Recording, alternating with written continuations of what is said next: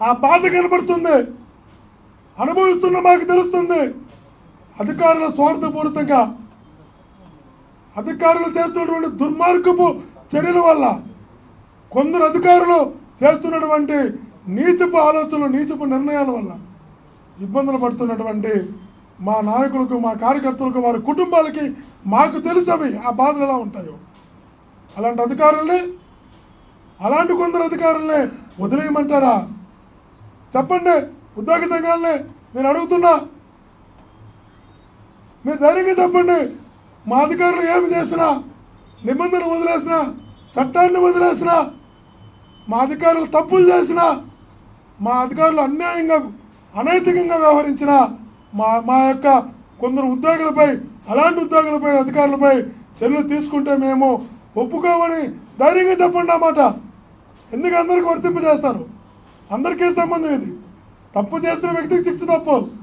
ఏ తప్పు చేయకుండా మీ స్వార్థం కోసం కొందరు ఉద్యోగుల అధికార స్వార్థం కోసం ఇబ్బందులు పడుతున్నటువంటి మా కార్యకర్తలకు, నాయకులకు తెలుసు. ఆ బాధ అనుభవిస్తున్న మాకు తెలుసు.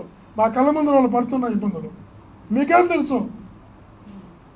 మీకు చేతనైతే, మీకు దమ్ముంటే, మీకు ధైర్యం ఉంటే తప్పు చేసిన అధికారులని వెనకేసుకు రావడం కాదు, వాళ్ళకి అనుకూలంగా అన్యాయంగా అనైతికంగా వ్యవహరిస్తున్న అధికారులకి మద్దతుగా మాట్లాడడం కాదు. మీరు ఉద్యోగ సంఘాల నాయకులు అయింది మీ ఉద్యోగస్తులు శ్రేయస్సు కోసం. మీకు దమ్ము ధైర్యం అంటే మీ వెనకాల మేము ఉంటాం.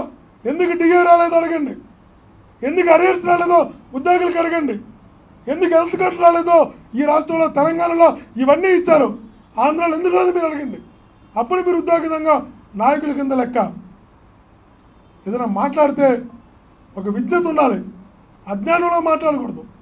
ఏది కూడా వాస్తవాల వ్యక్తి మాట్లాడినప్పుడు తను ఏం మాట్లాడాడు, తను మాట్లాడిన దాంట్లో ఎవరిని ఉద్దేశించి మాట్లాడాడు, ఆ మాట్లాడడానికి అర్థమైంది. ఉద్యోగ సంఘాలు అధికారి గురించి మాట్లాడా, తప్పు చేసిన వ్యక్తి గురించి మాట్లాడా?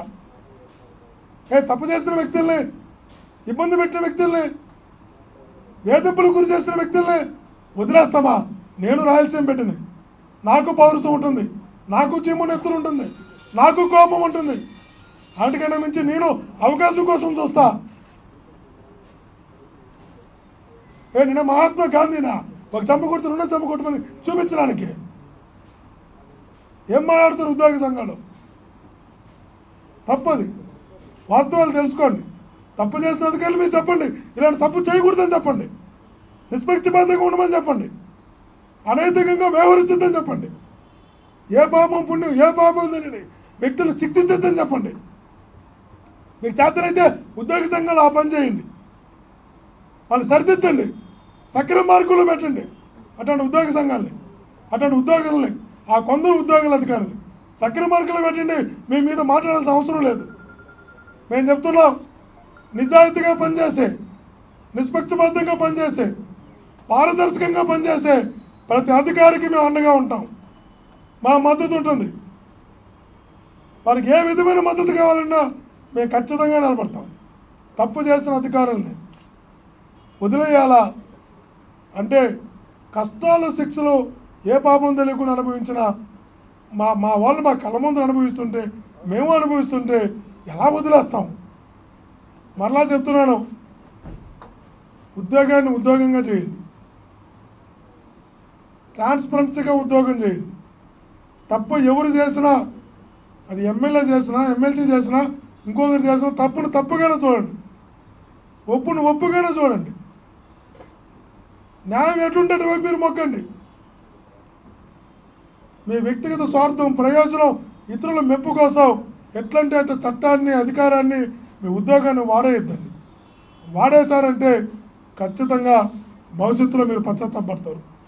ఆ రోజు చేసిన తొందరపాటు వల్ల, ఆ రోజు చేసిన స్వార్థపూర్తి ఆలోచన, నిర్ణయాల వల్ల ఈరోజు కష్టాలు అనుభవిస్తున్నామని మీరు ఖచ్చితంగా బాధపడతారు.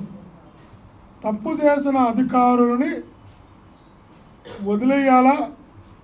అనైతికంగా, అధర్మంగా, అక్రమంగా, అన్యాయంగా వ్యవహరిస్తున్నటువంటి ఉద్యోగాన్ని వాడుకుంటున్నటువంటి అధికారుల్ని ఏమాత్రం మాట్లాడకూడదు, ప్రశ్నించకూడదు.